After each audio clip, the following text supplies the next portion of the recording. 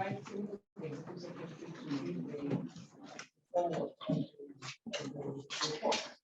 And that is highlighting the importance of human rights, sustainable development, whether what are these human rights? We talk about basic rights and freedoms that us because we are human beings.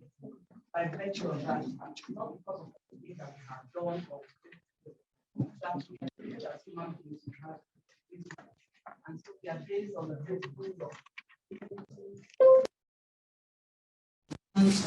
respect. And when we talk about issues of rights with on the premise of universality of rights, we talk about universality of rights. It means that what consists a right in Nigeria is the same wherever. And so businesses that operate in a particular country, if their standards are different in different countries, it means that they are not acknowledging the fact that the persons in this country, if it is in Nigeria, they have the same rights as the persons in Switzerland or in the USA and all that. And so their business practices and the ethics of their business should really be standardized. And we also talk about the interrelatedness of rights and its indivisibility. It means that one right affects the other, and you cannot totally just remove it. So we talk about, if people talk about issues of health, or food, or housing, and then you say, no, it's not as important as the right to life. It affects the right to life. And so that is why we cannot talk about business without talking about issues of human rights. Businesses are supposed to they are organized efforts that are meant for profit. They provide goods and services. And so they promote human rights in that way. In whatever aspect of business that you are in, you are promoting rights to the extent that you're providing a particular good that will benefit people. So whether it is communication or banking and the rest of it. And so it's important that we look at the things that we do with whatever business venture as promoting rights. But that is not why we talk about business and human rights. Because it's given that businesses promote rights. We talk about issues of business and human rights because businesses also infringe human rights by virtue of the way that they carry out their activities. And except you have a deliberate policy that acknowledges issues of human rights, you might infringe on rights without being aware of the fact that you infringe on these rights.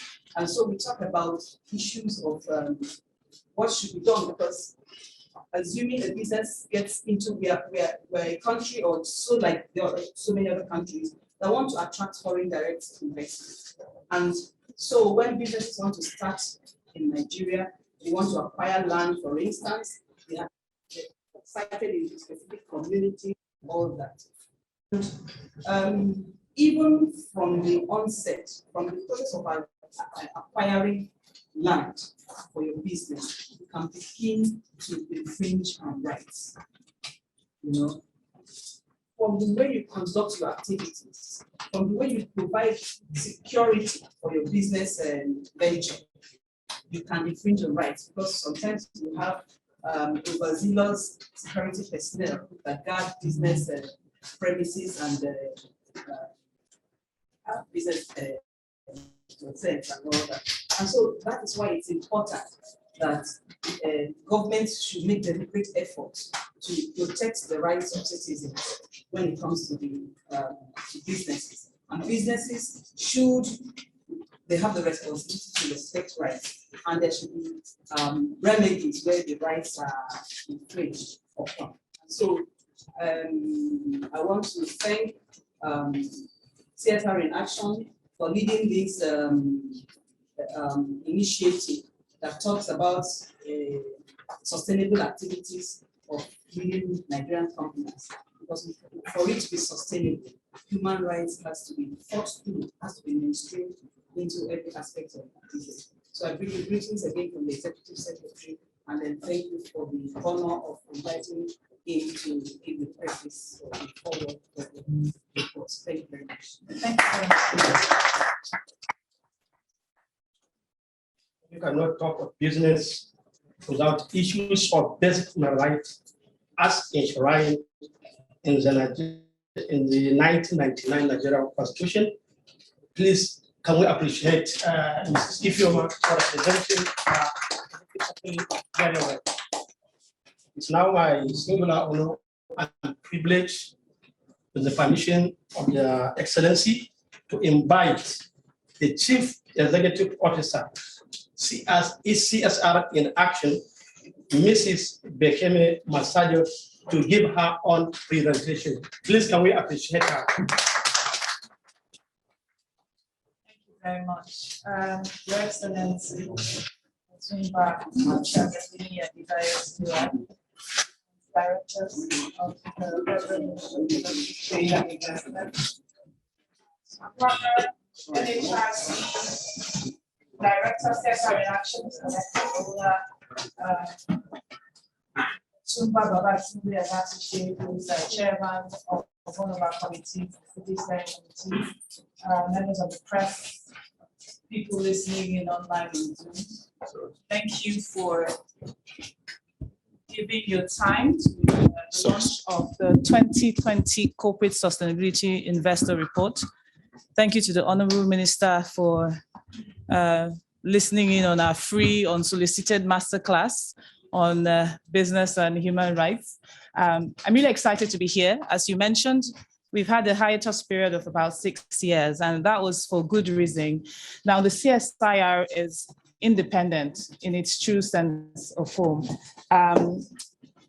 Whilst we've said that it's first of its kind in terms of the collation of the information that you find in there, it's also first of its kind in the sense that every data reported on every company is truly what it is. There is no inducement whatsoever. We do not give room for that in the way that the report is compiled.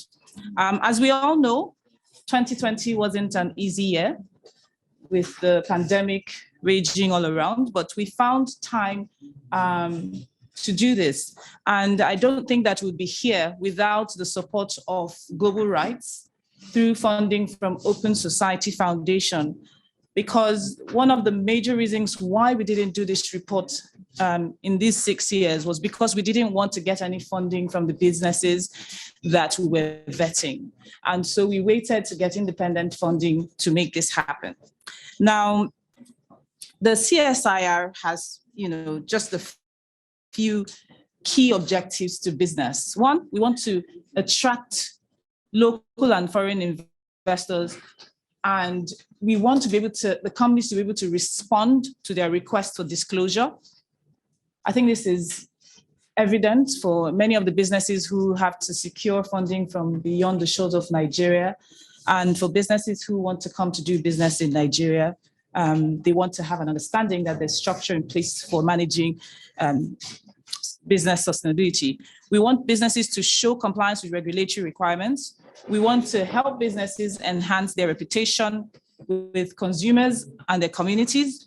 We see this as giving businesses the opportunity to grow brand equity and ambassadors free of charge. We want to be able to perform a gap analysis and then to align the data to world-class expectations. Now, the selection criteria was just 4 simple things. You have to have a CSR sustainability report.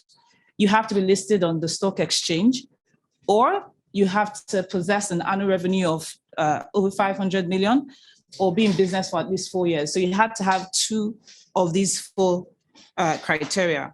And we looked at human rights and decent labor. We've talked extensively about human rights today. Whilst we produced this report for many years now, we thought that it was critical at this point to look at the notion of human rights, because human rights has been a challenge. Human rights has been at the forefront, whether it's for women, whether it's for business, whether it's for staff within organizations, whether it's Black Lives Matter. All over the world, human rights have, been at the fore. And so we thought that we should look at how businesses impact on human rights, because businesses cannot be around in the long term if the people that they ought to be providing services for, or the people who help them provide those products or services do not feel that they're being treated equitably. And so we've done a thorough analysis of over 90 companies, as mentioned. We asked them for their information, and then we went online and we gathered that information ourselves.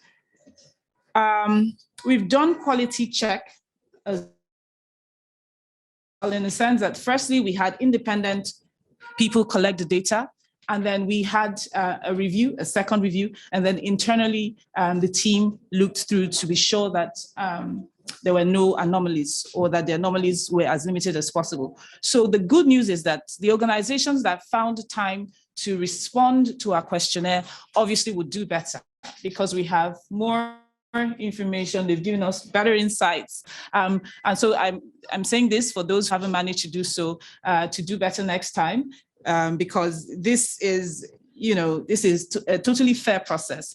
And we expect that when you don't have information online and you don't give it to us, we don't expect you to do as well as you would have liked. So this is the opportunity for you to take advantage of the opportunity that we present to you. So in summary, 90 companies, we had companies from seven different sectors: extractives and energy, financial services, FMCGs, technology, media and telecoms. So the media, you're in there somewhere. Manufacturing and construction services, and transportation. And basically, we are pleased to announce that each area has a sector leader. And I don't know whether this is a good time or to ask you to go to the website, because we're officially launching the results. We've also compared the data that we received, for instance. So whereas in the financial services sector, we had only 10 companies assessed in our 2014 report, we have as much as 52 in our 2020 report. It means that more companies have more information online. It means that more companies are trying harder to be more transparent, to be more accountable, and this is a good thing. So we can see that on the screen for those who want to actually look at. I mean, I'm a visual person, so if you're visual, that helps you as well. And the overall sector scores have also increased. So whereas the mean score was 35.89 in 2014, in 2020, it's 42.26. And it's the same for construction. Overall sector score in that place actually dropped, which is very interesting. And it's clear that this needs to be looked into.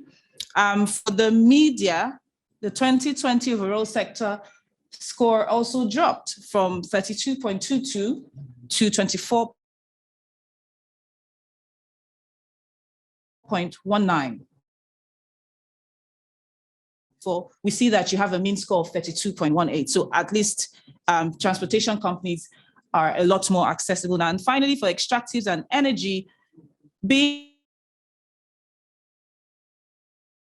that this is the bane of the core of the overall sector score, moved from 41.48 to 52.65. That is their performance. And we assessed 37 companies as opposed to 10 companies in the past. So the top companies for financial services will be Nigerian Exchange Group, Access Bank, Zenith Bank, Fidelity Bank, and Echo Bank, and the overall winner being Access Bank. For extractive and energy, leading on human rights is Chevron, as well as on ethical economics. In innovation, we have Indorama Eleme Petrochemicals Limited. For environmental sustainability and sustainability management, we have Chevron again, and the top 5 companies include them: Sahara Group, GE, Schlumberger, Shell, and the overall winner being Chevron. For services, DHL dominates in all aspects but environmental sustainability, where we have a parcel service. And other companies in top 5 are Morrison Industries, Red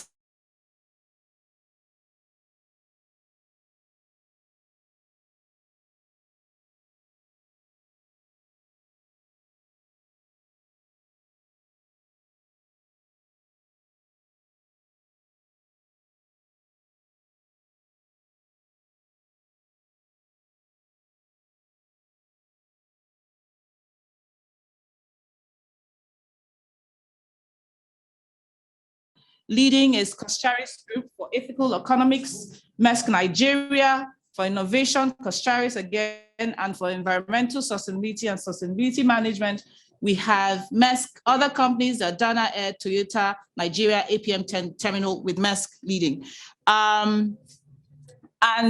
Finally, that wasn't actually the final, we have Bitter Glass Nigeria in the top 5, UPDC, Lafarge Africa, Qtix PLC, and Dangote Cement, with UPDC actually leading overall for that sector. So basically, I just want to say that I'm very excited that I'm here, and I look forward to the ministry actually working with us in order that we get more in-depth information for the companies.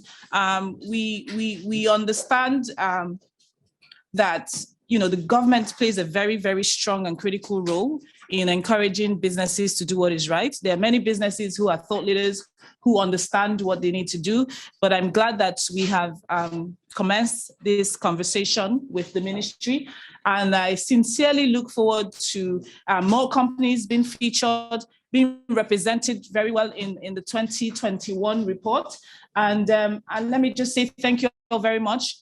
All of this information is on our website, www.csr-in-action.org/CSIR.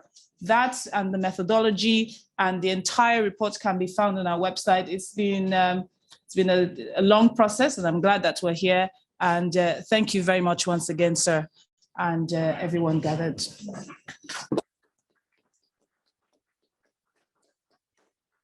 you very much. We have to look at how businesses impact on human rights.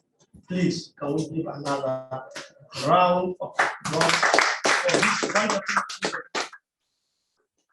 Thank you very much. It is now my honor and privilege, with the permission of Your Excellency, Honorable Minister, for a question and answer session.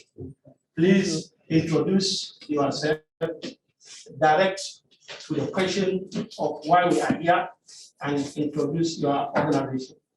Can we quickly do that? If there is any question from the journalists? 2 people, please. Good morning, Honorable Minister. Good morning, the team from CSIR. Actually, congratulate you. My name is Taro. I want to congratulate you for this report. I want to congratulate you for this report, and I think it's a good moment for Nigerian business. Yes, you have listed some of the findings, in your report. But if I must ask, what impact does it have on Nigerian economic today, the environment? This report we are bringing. How will you rate Nigerian economy today? How would you rate? I think the impact on the economy is more useful to the audience. The impact on the economy. Okay, so thank you very much for that question. Now, we try to explain the notion of sustainability in the first instance, okay? Because these days you don't just talk about business strategy, you talk about the business's sustainability strategy. In other words, every business strategy has to have sustainability embedded in it, meaning that they have to plan for the long term, meaning that they have to think about the social impacts, the environmental impacts, and the governance impacts of their activities. They also have to think about how the different stakeholders influence them and how they influence those different stakeholders. Now, we talked, a quick win would be the investment, for instance. When businesses outside of Nigeria seek to either come to Nigeria or to invest in Nigeria, they have to know that they're dealing with responsible businesses. And the first thing is, a report. So they don't need to go around looking for every individual company. This is a one-stop shop for information around sustainability practices. And what is good about it is that you can actually benchmark one company against the other. So it's easy information. Somebody else has done all the work for anybody who needs to use that information. And that's why we oftentimes find that a lot of multilateral and academic institutions outside of Nigeria reaching out to us wanting to have a copy of the report, because it's very beneficial information. You can't find it anywhere else. And we've gotten a team of people to put that information. Now, what that also does is that when businesses see this, it's like a gap analysis for them, and they see what they might be doing differently. A question that I like to ask is, how many businesses in Nigeria are over 100 years old, up to 100 years old? Up to 50. When you see 50, you're like, okay, oh, it was first this name and then it changed this other one. It was this company and then that. And these are the conversations that are to be had. These are the sort of reports, the sort of data that's to be released to push businesses towards the right direction, to be more like their global counterparts. Take one more. Any other question? Yes. My name is Sayu Tiabzwa. I write for the Nigerian Tribune. During the course of your presentation in environment compliance and human rights, Chevron came top. Are there recommendations? If you have, what are the recommendations, especially regarding human rights and environmental? Thank you. Okay, so the thing is, somebody had to win and somebody had to be the lowest. So it's not any endorsement of any sort. We have clear criteria, quantitative criteria. And, for anybody who wishes to, you can come to us and you'd see how every company was individually accounted for. Now, when it comes to human rights and environmental issues with extractive companies, there's some progress. And I think that this is the work that civil society has taken on strongly and has pushed for. I think that, strong civil society voice, strong community voice, and then leadership by the companies themselves have driven some of the changes that we've seen. So obviously some companies are better than other companies. And for me, as we say at CSIR-in-Action, really it's that first step that you take. And importantly is the fact that businesses have to show commitment. So it's one thing to have all sorts of policies, sign MOUs and whatnot. It's another thing to actually, implement in the spirit of what you signed. So intentionality and sincerity is really, really the major thing, okay? So I would say that the companies that we've reviewed have done well, but as we see, from the reports that come out of communities, through the media, yourselves, there's still work to be done. But you know what they say about the journey of 1,000 miles. We've commenced that journey, and I believe that reports like this will continue propelling the dial forward.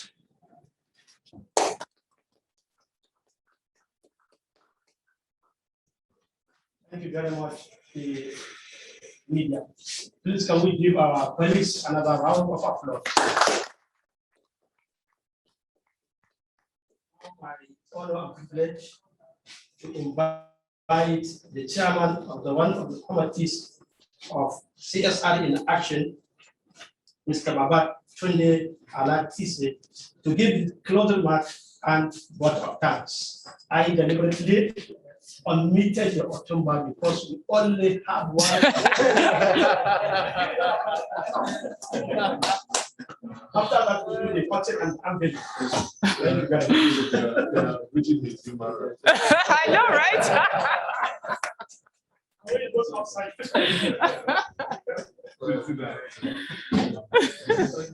Thank you very much, sirs.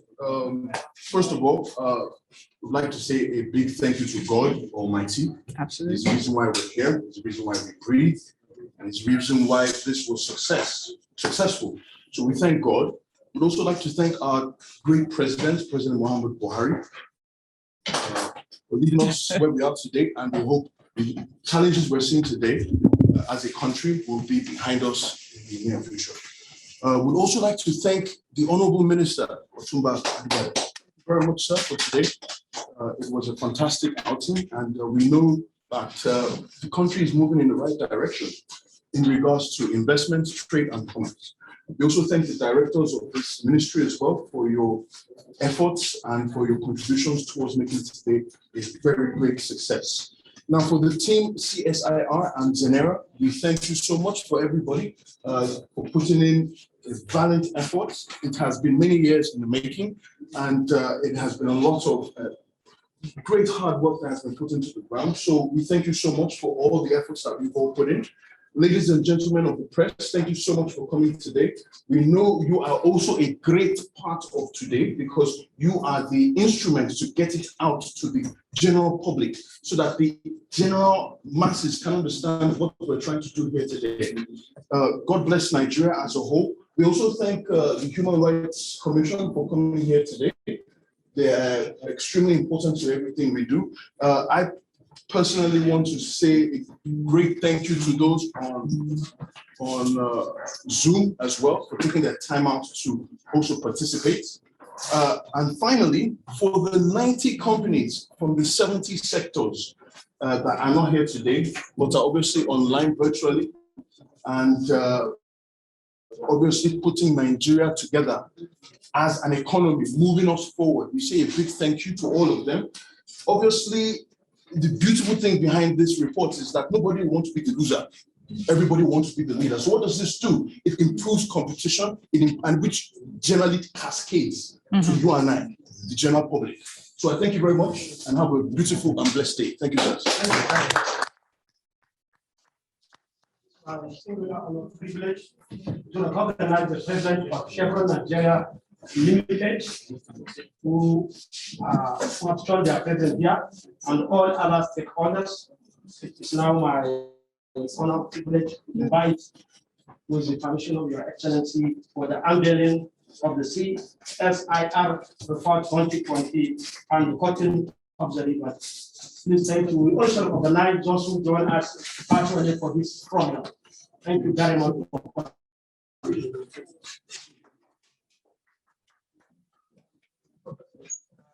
Remove it.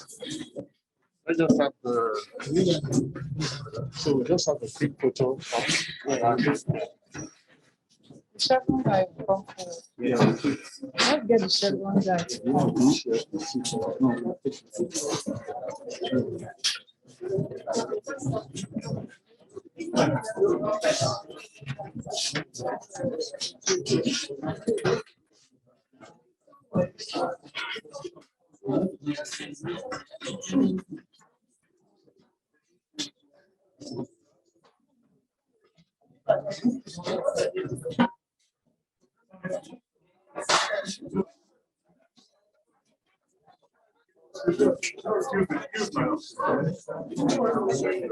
Hello.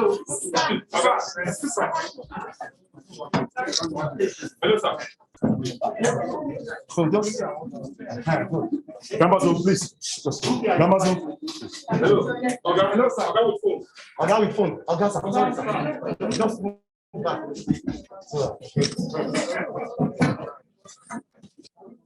All right. So.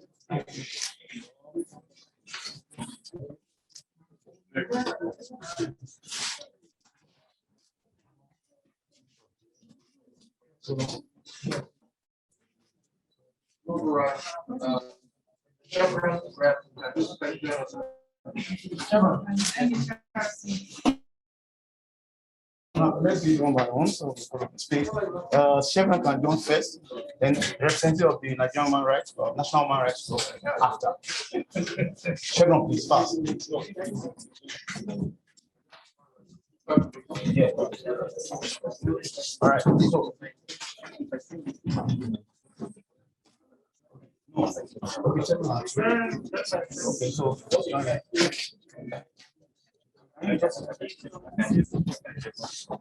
hold on.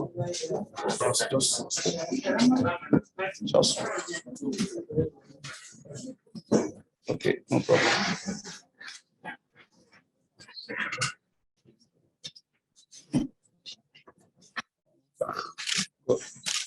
That's fine. Thank you. Thank you. All right, so the Bekeme and the minister alone. Yeah, that's right. Very good.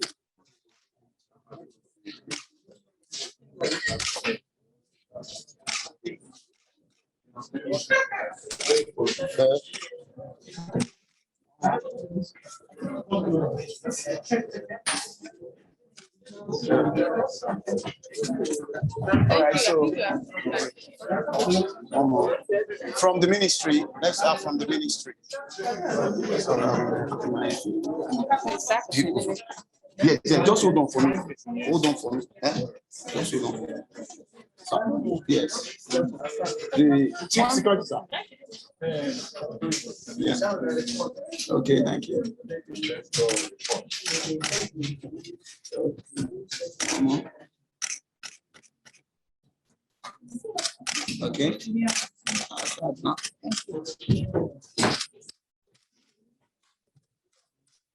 Okay. Thank you. Thank you very much, sir.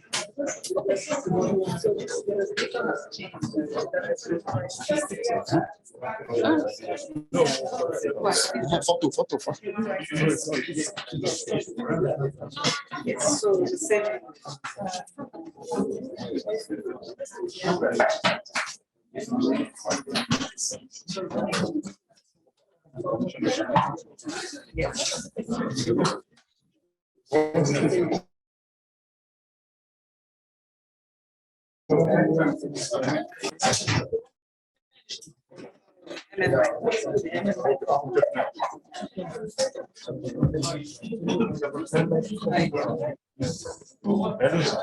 Sorry, can you give me the names?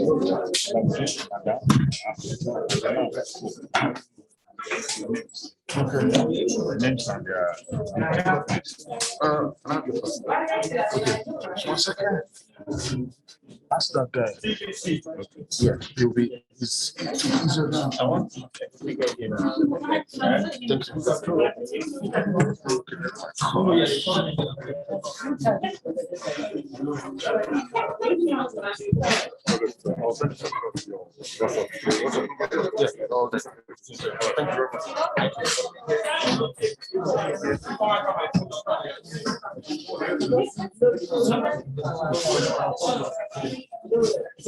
just a common cameraman.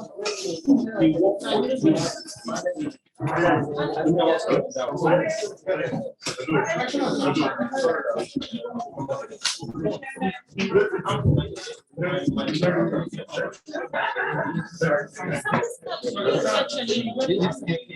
He's bringing out his card.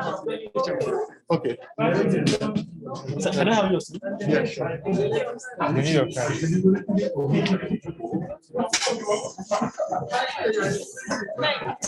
I think now.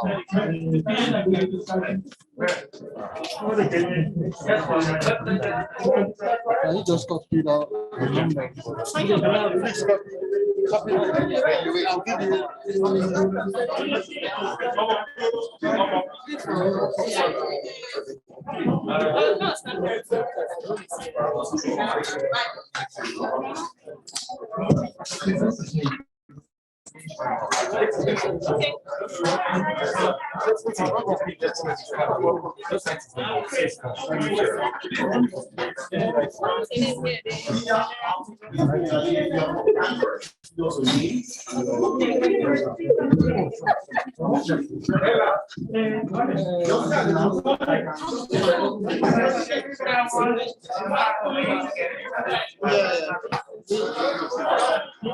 That's it.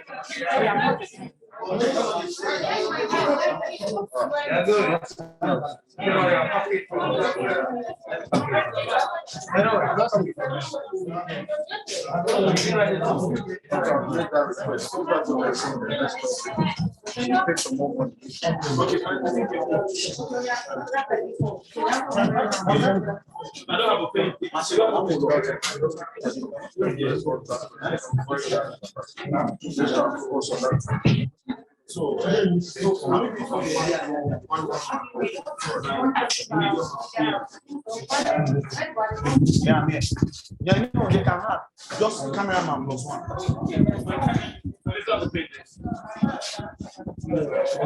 Are you ready? Sorry. All right. So we're doing an interview. It's online. You can remove it. Hello? Come over, man. Come over. You can. Sorry, what interview are we doing? Online. It's online. Okay. Yeah. Okay. So, are you with me? All right. Tell us about the outcome of this event. What intentions and then what viewers online watching you? Okay, yeah, so basically this was an unveiling of the 2020 CSIR. It was much awaited. It was with a sigh of relief that we finally got to this point. And I'm very excited that we're here. So I just wanted to tell everybody that it's on there now. It's on our website. Go and have a look at the report. Give us your feedback. The report is available for pre-order as well online. And I want businesses to not see this as an indictment, but as an opportunity to improve businesses, especially around transparency and being accountable to their key stakeholders. So the report has decided to have a winner, or let me say, the lead company. So what's your take about the rest of the company and what you're expecting from them, particularly at the environment and sustainability in terms? So the thing is, companies need to go look at what their peers are doing and learn from it. Okay, so if you haven't done well in this particular one and you see that your peer has done better, has been rated higher, then you should go check your peers out and see how you can improve, really. I think it's a decision that companies get to make. Do I want to be a true leader? Do I want to be around in the long term? Because if you don't do certain things right, it comes back in the future to affect you negatively. So really, this is an opportunity for businesses to look inwards and do what they need to do. Now, last question, just now, it's not launched. Yes. It's going to be in the public place. So what are the expectations and what you want to come on? I hope that the press can help to amplify this information. I'm truly thankful for the press that came around today. It was impressive. And I hope that they're able to use their platforms to amplify what we've done. We've really just provided further information for the press and everybody else who's been interested to use to proliferate on the different platforms available. Thank you very much, Bekeme Meka. We're grateful for your enlightenment and goodwill. Thank you.